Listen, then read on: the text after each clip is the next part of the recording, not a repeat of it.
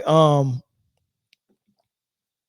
let's move to this last topic, and it's WNBA stuff, y'all. So, Angel Reese has been getting a lot of hell lately because um, they the mainstream media and Caitlin Clark supporters and Caitlin Clark fans, they don't want any competition for her Rookie of the Year stuff, and they don't want, because Angel Reese is in their eyes some type of rival to Caitlin Clark, since they had what they had going on in college. Um, you know, I guess liking Caitlin Clark mean you have to dislike Angel Reese. So they taking that to the extreme, right? So anything that someone tries to give her credit for, they try to discredit her. So the records that she's got this year with her double doubles and her 3 consecutive games with 20 plus rebounds and all of those things, they throwing shade on it by saying it's not impressive to get double doubles, number one, and number two, all her rebounds are offensive rebounds off of her own misses. It's like she's padding her stats, like almost like she's missing shots on purpose so she can snag the rebound and pass that. So all of a sudden, for some reason, getting your own rebound is a bad thing, right? Which is funny. And they keep trying to act like that. Oh man, rebounding your own miss is cheating, and you wouldn't have all those rebounds if you wasn't missing those shots and rebounding your own misses, right? Well, that was debunked today by Rebecca Lobo. She had a team of statisticians go and figure out just how many offensive rebounds she has gotten off her own misses. And if you subtract those from all her rebounds, where would they place her? And this is what she found. This is one of the greatest rebounding seasons we have seen in the history of this league. We've never had a player average 12 rebounds per game. Angel is close to 13 right now. So we've never had a player average 5.2 offensive rebounds per game. That is what she's doing night in and night out. She is relentless on the glass, and to be doing it as a 6'3" rookie has been remarkable. And some of our critics likes to say, well, she gets a lot of offensive rebounds off of her own misses. Well, our stats and information group looked that up. If you take away all of the offensive rebounds off her own misses, guess what, Zubin? She's still leading the league in offensive rebounds per game. She has been remarkable, historically remarkable on the glass. Yeah. Wait, so you mean to tell me if you take away all her offensive rebounds that she has gotten off her own misses, she would still lead the league in offensive rebounds? And you mean to tell me this girl is averaging almost 13 rebounds and nobody has ever averaged 12 in the league, and she's averaging 12.9 as a rookie at 6'3", not 6'7" like Brittany Griner, 6'3", right? It's impressive, right? It's impressive that you get rebounds. Rebounds are part of the game that counts as well. You need that. I mean, we love Rodman for his rebounds. We love anybody who clean the glass. Right, especially when you battling down. I respect the rebound when you battle for it. I don't respect the rebound that you just standing at the 3-point line and someone shoots a long three and it just falls in your hand outside the key and you didn't have to box out for it. But to see someone boxing out, battling, fighting, pushing, pulling, doing all those things down low, getting dirty, like these are the people that go in the locker room after the game. They got scratches all over them, bruises all over them. These are the people who really need that ice bath. They're doing a lot of the dirty work. You got to respect that. Like even as a point guard, it's common courtesy. If your big man runs the floor real hard on a fast break, you might want to feed them the ball, right? If I clean the glass outlet pass and I run the lanes, first of all, it's a big body. You don't know what it feels like to be a big body. If you've always been a guard type guy and or girl and always been in decent shape, you don't know what it feels like for someone 6'5" or 6'6" or 6'9" to run the floor. You don't know them knees, them ankles, them feet. You don't know how that upper body feel to carry that weight. Like, look, when I really got heavy, I had gained some weight, and I was the heaviest I had ever been. And running the floor, I was like, man, I need to lose 10, 15 pounds, man, because this extra weight is too much, man. So you always got to reward someone that's doing that dirty work. If my big man ever ran the floor and he beat me up court, I've gotta advance that ball up. And then Jason Kidd was really good at that. If you was on Jason Kidd's team, you just need to know if I run, he's gonna find me. Kenya Martin running, Vince running, Richard Jefferson running. If I run, J Kidd is gonna make sure I get the ball. And if you have a guy like Shaq run from goal post to goal post and pin his man on his back for early offense, and you don't throw that ball down low and give him an opportunity to make something happen, he's cussing you out. Same thing with Barkley. He's cussing you out, right? It's the same thing with people that's doing this dirty work for rebounds. Like, you don't have to get down there and do it. The fact that you got someone willing to go down there and get beat up and beat up people, you have to reward that person. You have to appreciate that person, not just her teammates and her point guard and her coach. The league has to appreciate that person the same way we appreciated Dennis Rodman.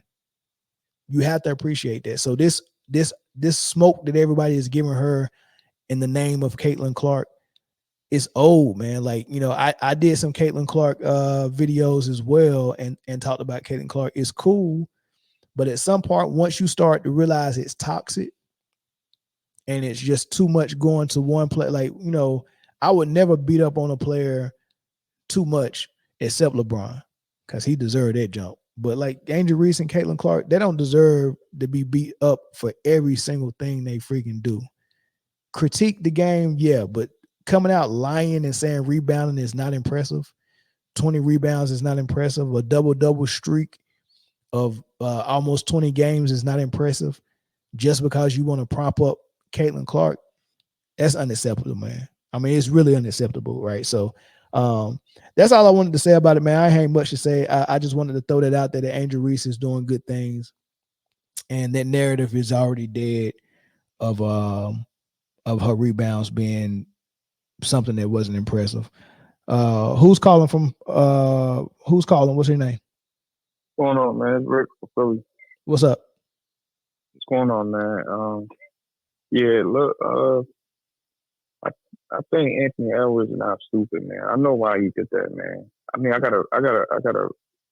might be wrong, but I think I know why he did that. He made that stupid remark. It was very silly. Why? I think he's sold, man. He sold out. He sold his soul, man, for some money and fame, man. Because there's no way in hell that kid, if you saying that you watch Michael Jordan play, and you telling me that you didn't see no other skill. First of all, you claim you can watch Michael Jordan play. That means you watch everybody else that he was playing against, and you hear people in the background cheering for whoever their best players are. And you've seen the skillful abilities that his opponents have. You know what I mean? So you can't tell me that you didn't see Scottie Pippen playing. You didn't see Cool Coach, Steve Kerr, Dennis Rodman. You didn't see no skills. You didn't see no skill set on the bench, coming off the bench or in the starting lineup. You didn't see nobody. You didn't see no Scottie Pippen. Come on, man. Kid fraud, man. And the kid not stupid. He's not stupid, man. Yeah. 21 years old. You know what I'm saying? He's a millionaire. You know what I mean? He got YouTube, he got internet, he got TV. Bro, he might be stupid. You never know. I mean, like, well, he just might, but I mean, just being realistic, man. We see these guys, man. They can sell their soul for fame and money, man. You know what I mean? And they can be bought, man. I seen what Stephen A. Smith and Kendrick Perkins and all these guys, they getting exposed, man. You know what I mean? They getting exposed on ESPN. They exposing each other. Stephen A. Smith already said it on live and said that, these guys, they offer Ken Perkins some whatever. They offer him that, some, whatever. I don't know if it's support or money or whatever to keep on the Clutch Sports and LeBron narrative and all that. You know what I mean? And Stephen A. Smith said they came at him too. LeBron and his posse came at him too. Mm-hmm. And you know what I mean? He declined it. Like these guys being bought, man. Shannon Sharp already got bought. You know what I mean? Somebody asked them, like, yo, somebody, a former player told him, like, yo, I know what's going on. You got bought, man. And he over there laughing and all that. You know, and come on, man. They NBA players too. Like, he got that kid not stupid. He got bought, man. And you know what I mean? And I'm glad Magic Johnson and KG and all these guys starting to they need to speak out. You can't just sit in the back for too long, and because now the social media and then also the media outlets like ESPN and all these guys, Stephen A. Smith, they're gonna play around with these kids, and they're gonna help to push the narrative. The OGs got to come out and protect the truth. You know what I mean? Speak out the truth, because it's gonna keep going crazy. I mean, yeah. No, you're right. All right, man. All right, man. Appreciate the call. All right. Yeah. All right, let's get calls on Angel Reese right now. Angel Reese, WNBA, Caitlin Clark. Let's get calls on this real quick. I seen some comments in there. Somebody said Angel Reese's game is ugly. I mean, who cares? I'm a big man, right? You know, I'm a rookie at that. I haven't polished my game on offense yet, but I'm giving you what I got. And for your game to be ugly, and you averaging 14 points a game, the pretty game in Caitlin Clark is giving you 17, almost 18. So I say 18 for Caitlin. That game is pretty, but Angel's giving you 13, 14, and that game is ugly. I'm fine with that. You play down low, you playing the post. Now, if you compare her post game to Angel Wilson's game is much more polished, not as ugly. I do, if I want to critique Angel Reese, I do think she don't get enough lift on any of her shots, on her layups, and I don't know if that's based on that car accident she had. She got a rod in her leg. You know, she runs a little bit gimpy. I don't know how much that rod in her leg is bothering her, but she don't get any lift off the floor. She don't jump when she does a layup. So whenever she is trying to score with a defender in front of her, she's always putting her shoulder into their body first and then throwing the shot up, but she's not jumping. It's almost like she can't jump. So she put her shoulder in there, you know, to kind of neutralize a shot blocker and put the shot up. And I want her to clean that up and fix that. You know, she needs something else. I think she needed a little fadeaway. She got to work on the jumper for sure. But I'm satisfied with her. Now, as far as rookies go, I love Raquel Jackson's offense in LA. Raquel Jackson's offense looks very polished. The jump shot is there. She puts the ball on the floor and handle it. She can score on the post. She can score on the perimeter. She can dribble. She plays good defense, all of that good stuff, man. So Raquel Jackson is a very polished basketball player in the WNBA. Way more polished than Angel Reese.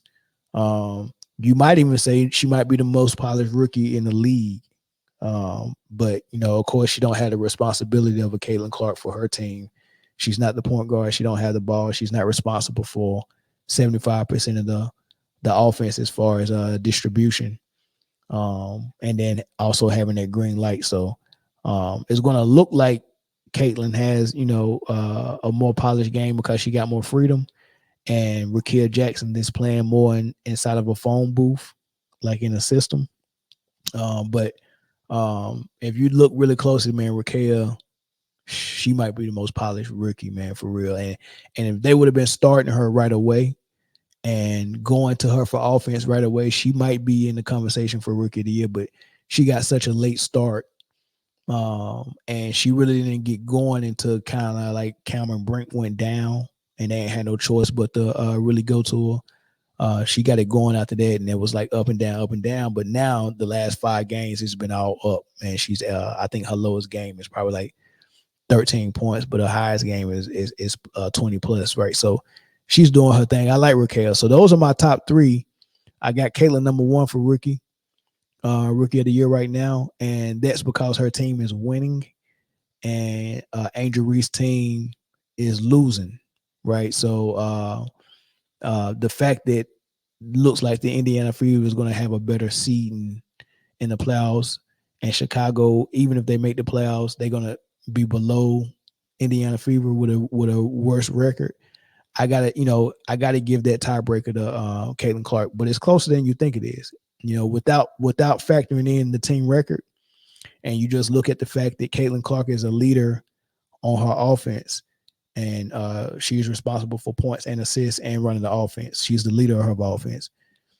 But Angel Reese is the leader of her defense.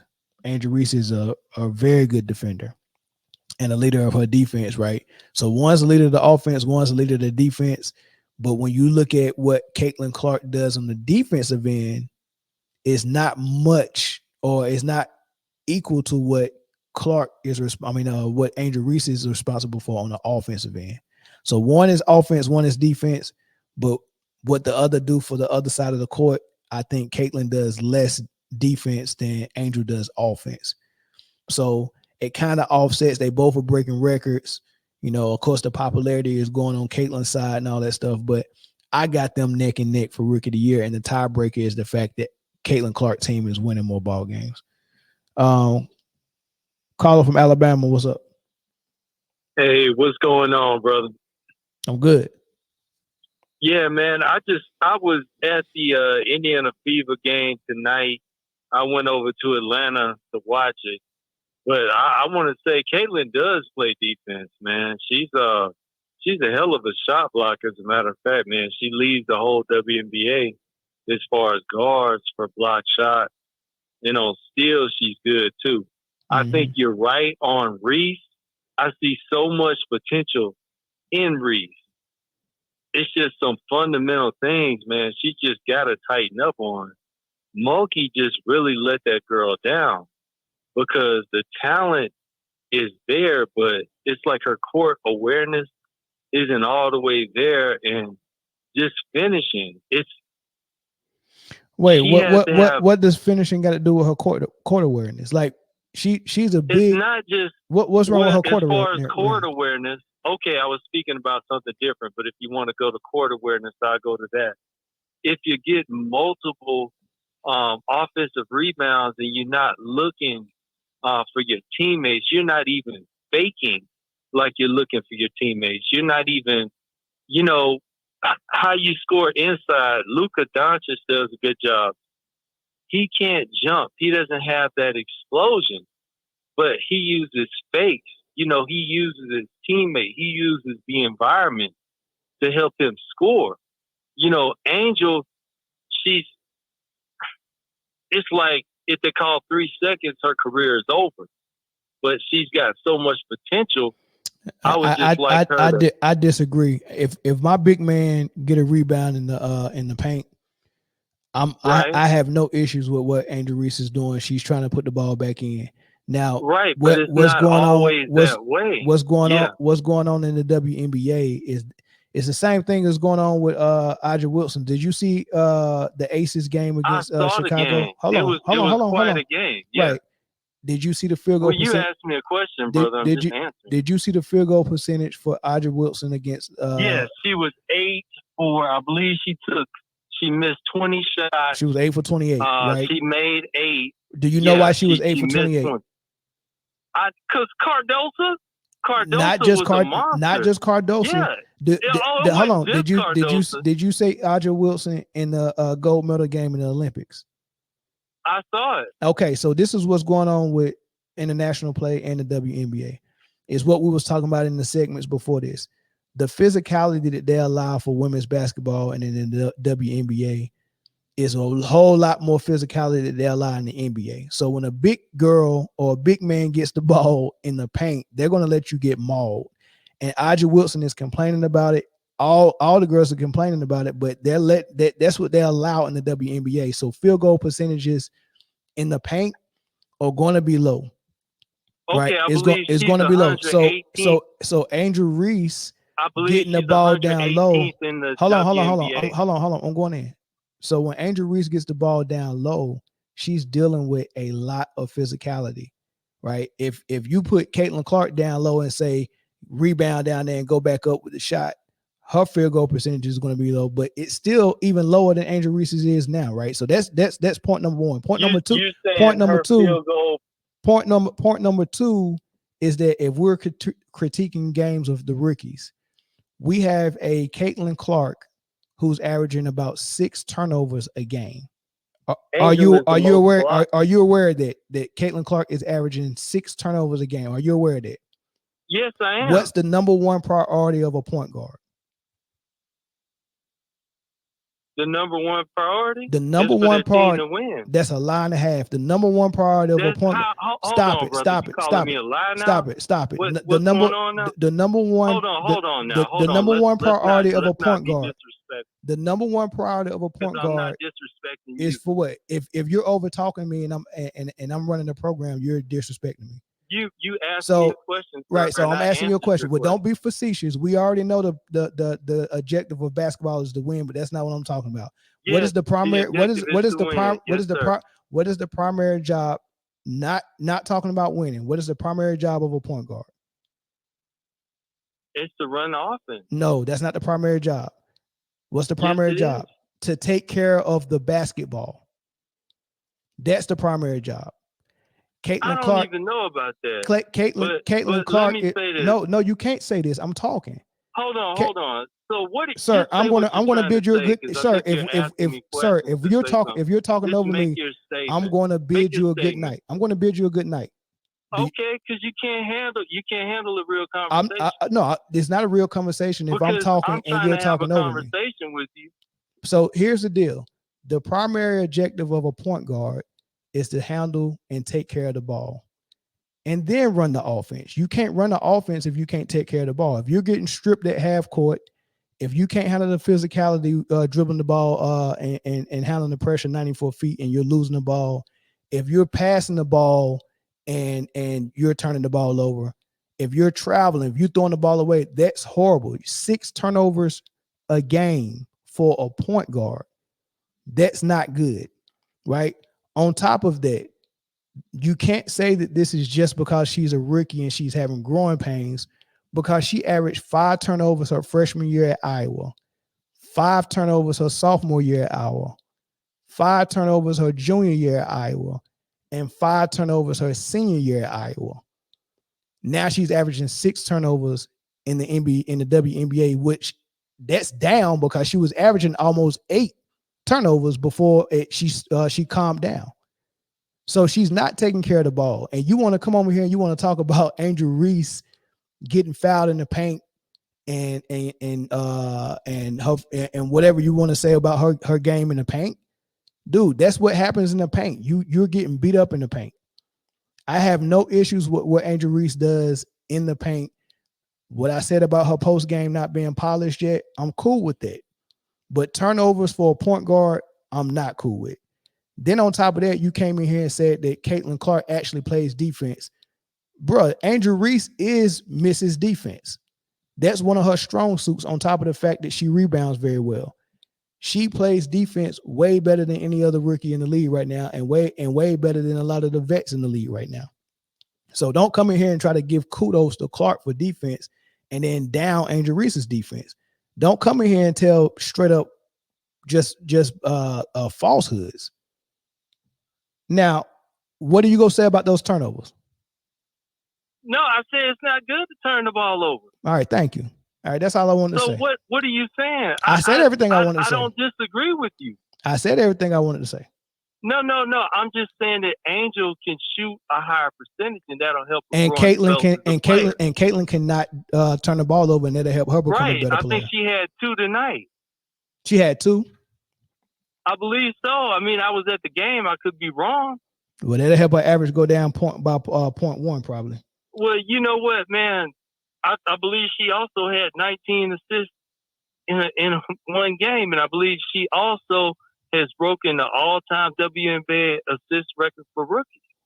Yeah, and Angel Reese has broken the record for rebounds. Oh, the 2020 was serious business. Yes, she got 3 games in a row with 20 rebounds. She's outstanding. I mean, I enjoy watching the game, and I think Kennedy Carter doesn't get enough attention either. Of course not. I mean, I enjoy watching the Skyscrapers. I enjoy watching Chicago. I mean, I'm a fan of Angel Reese.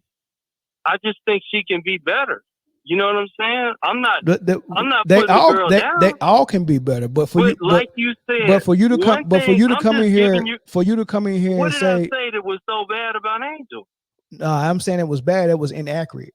What did I say about her that was inaccurate? For you to come in here and say, Caitlin plays defense and then start trying to down. I said she leads the league in shot blocking for guard. She's got more blocks than Angel. Dude, but you're ignoring the fact that this girl gets cooked on defense. She gets cooked. Like, she absolutely gets cooked. Are you denying that?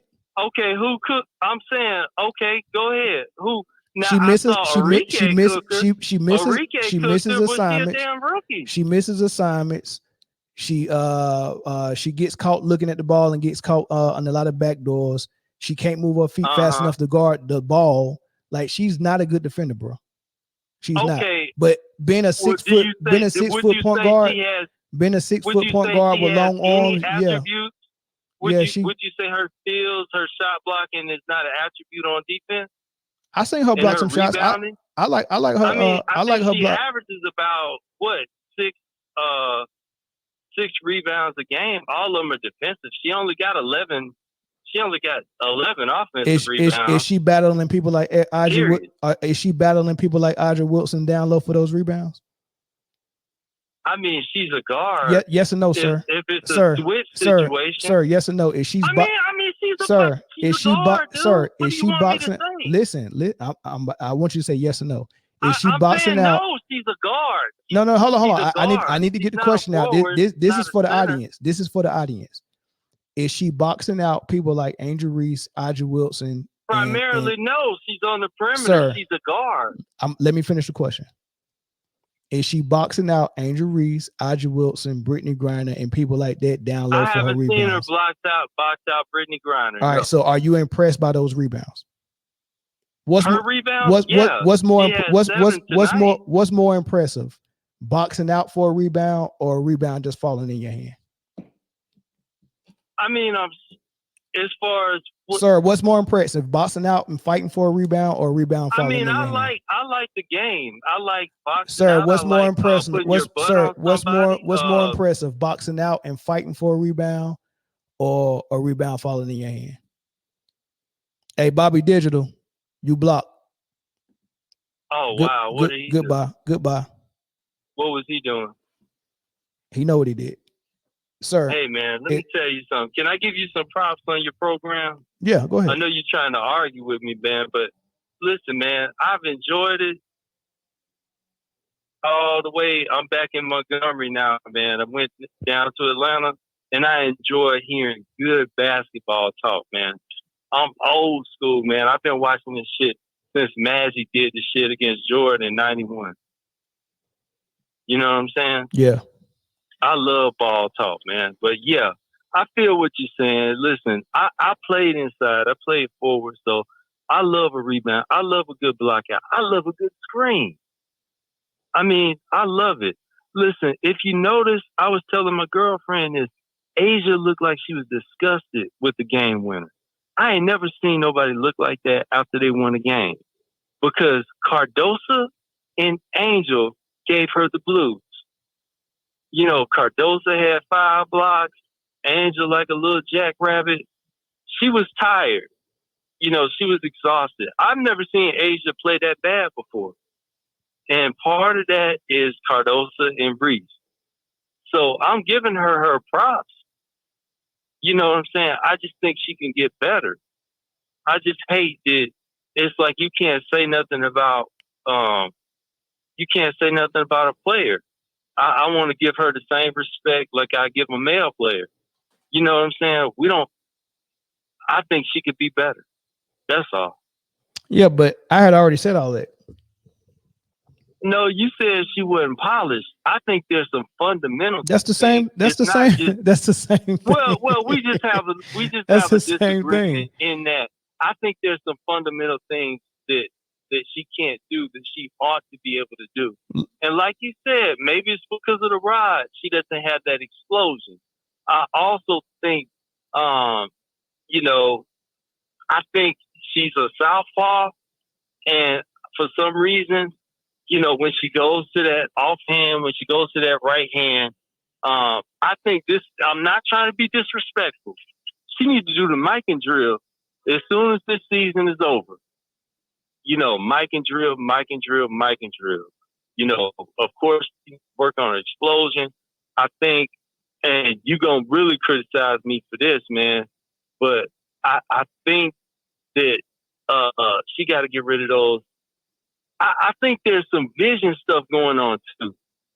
Lord have mercy. And those, I know you about to kill me, man. But those no, I'm not, man. No, I'm not. You know what I'm saying? Because I talked to my girl about this. Will sound ridiculous, but she was saying that they're so big. She's trying to lock into the rim, and it's like I think it's affected. I think it's causing her to get her shot blocked too, because she's had her shot blocked more than any other, you know, big in the WNBA. And you think she getting her shot blocked because of I think it's because of the lash. You think the lashes is getting her shot blocked? I think it's distracting. The and lashes. I think there's a hitch.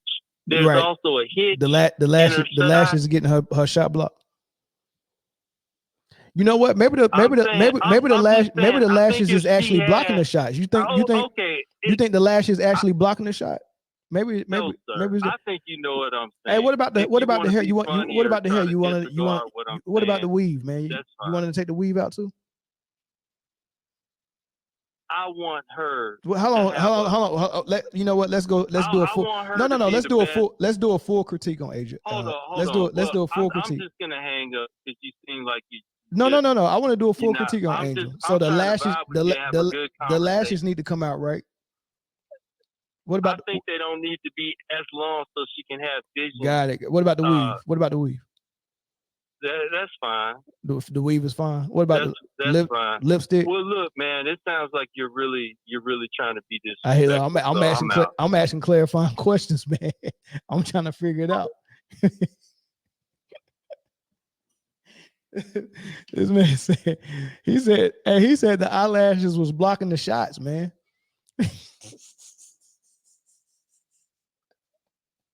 No, the eyelashes is blocking the shots for real. One more phone call, then we get into it, y'all. The eyelashes is blocking the shots. Sheesh. That's tough, man. That's tough. That man was protecting the turnovers, man.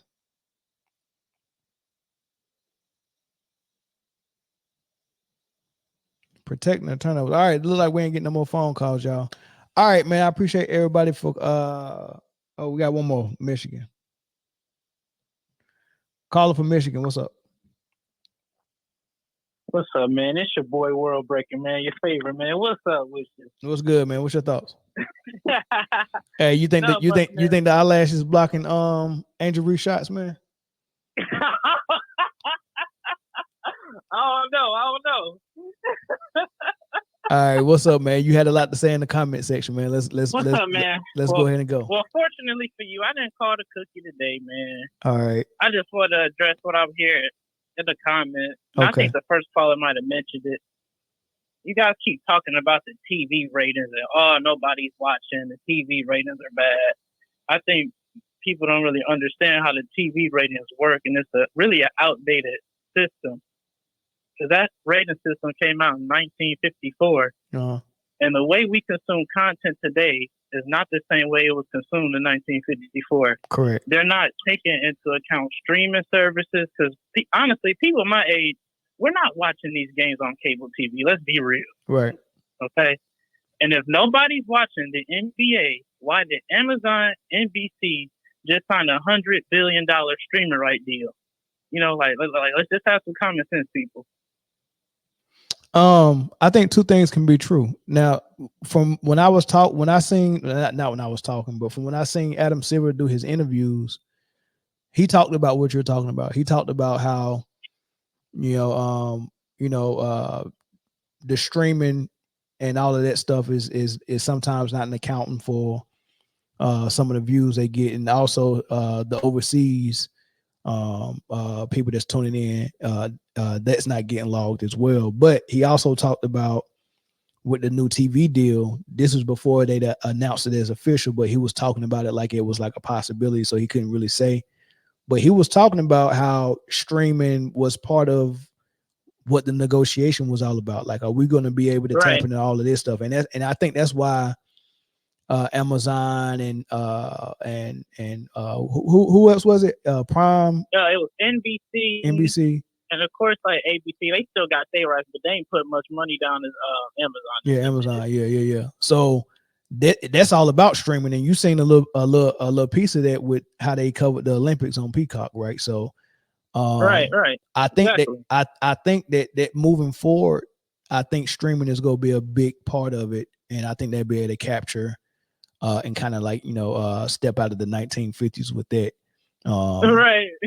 Yeah. So I think they got a plan. It just don't matter no more. They got a plan though. But so that part is true as well. But like I said, two things can be true. It's also true that less people are watching. Like, did you enjoy the All-Star game this year? You said I enjoyed the All-Star game this year. I didn't get to catch it. Yeah, of course you did. But you seen 90. Yeah. But you seen the last one Kobe played in, didn't you? Which one? Oh, you talking about his last one? Yeah, I seen it. You seen that one, right? But that's just me, you seen the last one Jordan played in, right? No, that's before my time. Oh, that's what dang, you that young? Yeah, I wouldn't remember that one if I did. Yeah. Yeah, that one the best All-Star games I done witnessed with my own eyes is the one where Kobe was going head to head and the guys on the East, they was going shot for shot with the last 2 minutes. And it was Kobe against Iverson and Marbury. Oh, okay. Yeah, I think I did see that one. That was 2001, 2000. It might have been. That one was really good. And then Jordan's, when he hit the game winner, and then Kobe came down and ruined his game winner by getting fouled on a 3-point shot. So that one was good as well. Those two are good. Yeah. And then the one I just seen from the WNBA. Those are my top three. Right? Yeah. None of this junk I've been saying under Adam Silver is good. Okay, so yeah, not just so my point. My point is this: less people are watching. That's cap. Okay. If less people are watching, they wouldn't spend $100 billion, man. Let's be real. Yeah, but so you got to think about everything else is involved in it, right? So when did we just make gambling legal on sports? 2 years ago, last year. So we got Vegas involved in this thing now. You know how much money Vegas probably bringing in, right? And let me ask you this. Everybody know that Vegas, the house always wins, right? Like, you go to Vegas and gamble, you might win a couple, but you ain't gonna go home with a buttload of money. Like, they go get their money back from you. Vegas is supposed to rent. Like, we're going down there to spend money at Vegas, knowing Vegas is rigged never to lose. You agree with that, right? What you trying to say, like Vegas? Vegas is not in the business of losing money, correct? Yeah, that would make sense. Yeah, right. So explain to me how Vegas gets involved in sports betting with the NBA if they can lose money. So think about all the things you can bet on in the NBA and how Vegas can make money off of it. Oh, Vegas would not do a deal with the NBA if they didn't know that they could make sure that they win. So that means that the NBA is admitting to us that they're rigged. So when you get all these other people involved in it, it's so much money. Like, listen, we got this thing tied up both ways. We're going to make money. We're selling entertainment. We're selling Harlem Globetrotter stuff. We're going to make sure we make our money. NBC is fine with it. Yeah, they go get their money back, bro. Lamel, let's think for a second. How many bets people have control over their own bets, right? Most people lose those bets, Mel. You do realize that, right? That means Vegas is winning. Vegas isn't forcing people to pick this person over that person. Yeah, but that means Vegas is always winning. Right, but it's. I feel like you're trying to say like they be fixing stuff. That's what I feel like. No, they are fixing stuff, and that's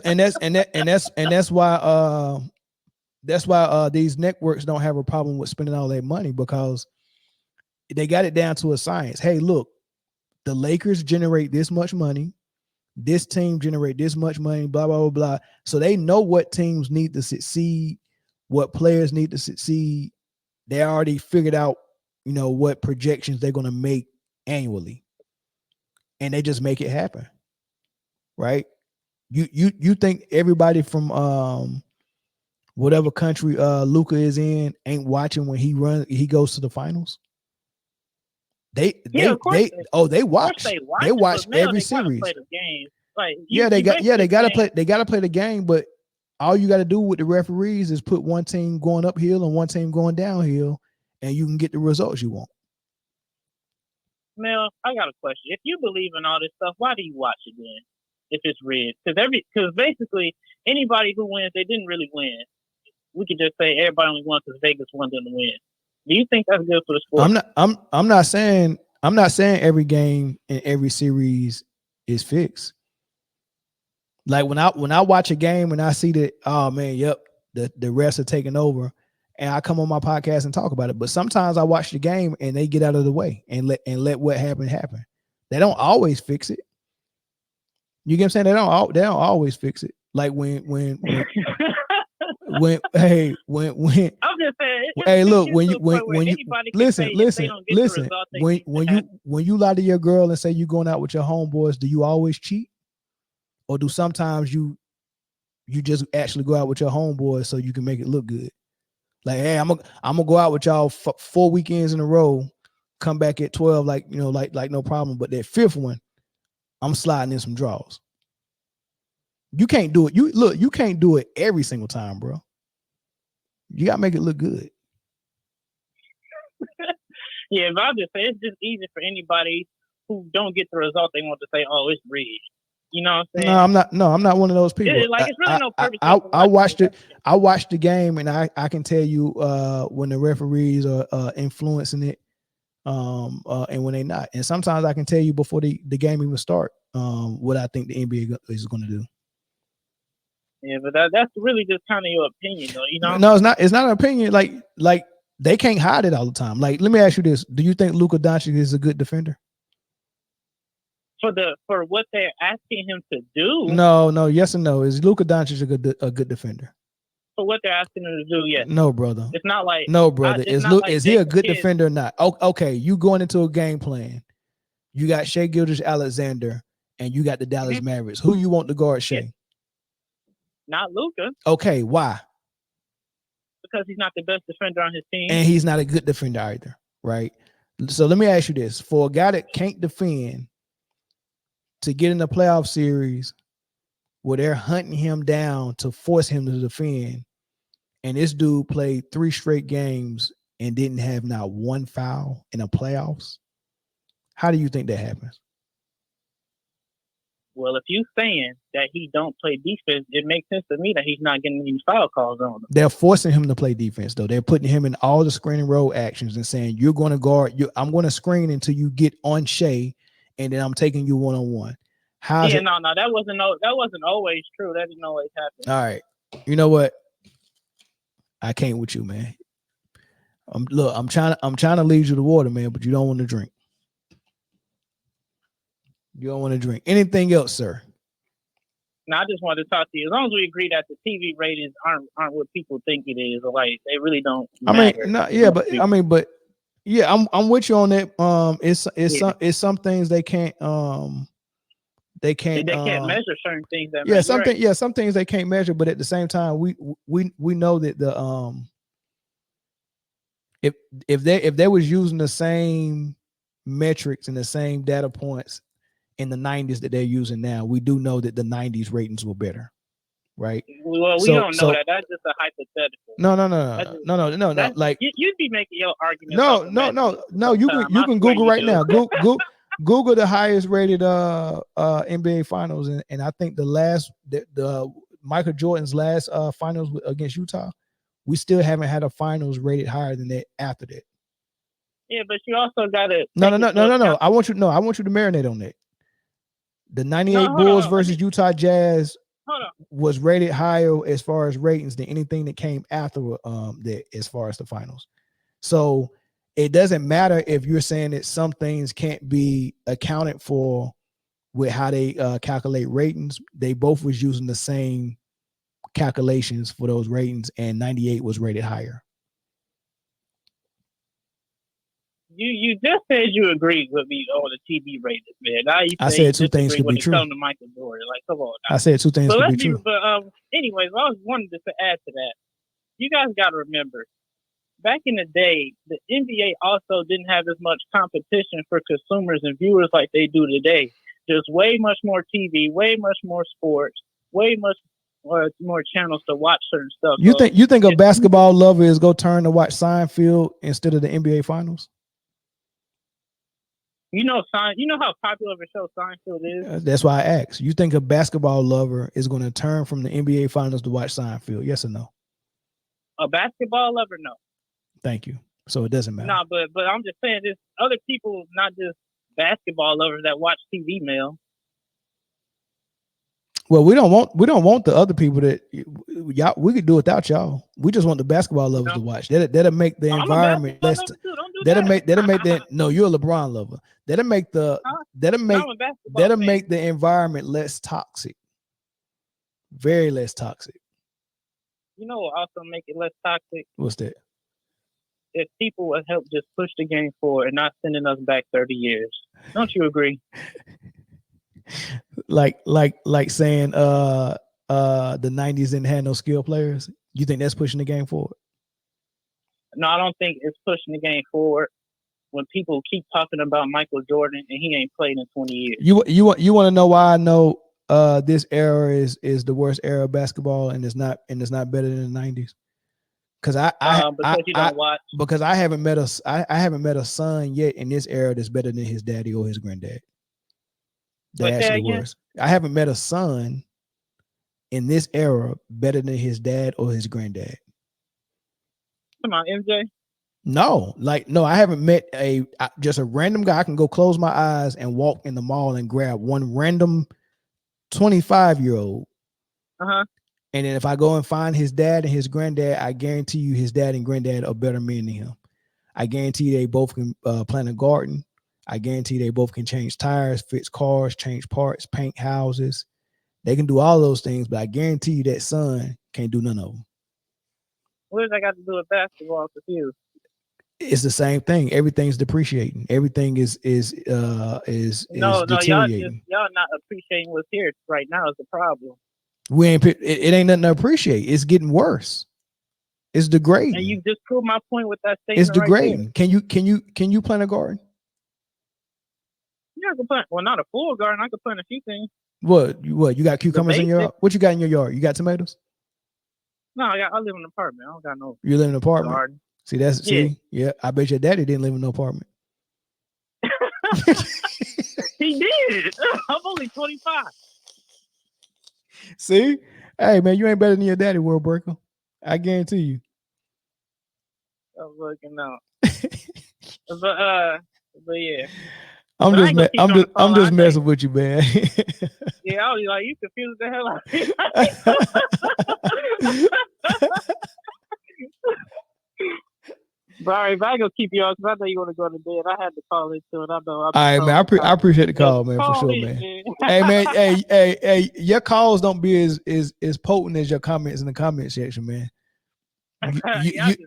You be out there trolling in the comment section, and you come on and it'd be a pleasant conversation, man. It'd be funny. Yeah, man. I appreciate you for taking my call, man. Man, no doubt, man. I'll catch you on the next one. All right. All right, man. I'm out of here, y'all, man. Thank y'all for joining the stream, man, and sticking with me all the way to the end. If we ain't getting no more phone calls, I'm out, man. Mel done confused the key. Hey, Mike. Mike. What you expect me to do? He wouldn't answer none of my questions, man. Like I couldn't get a straight answer out of him. I asked him a yes or no question, and then he goes somewhere else with it. So all right, I'll play your game. Yep. All right, but hey man, like I said, man, thank y'all for tuning in, man. I'll catch you on the next episode. Peace.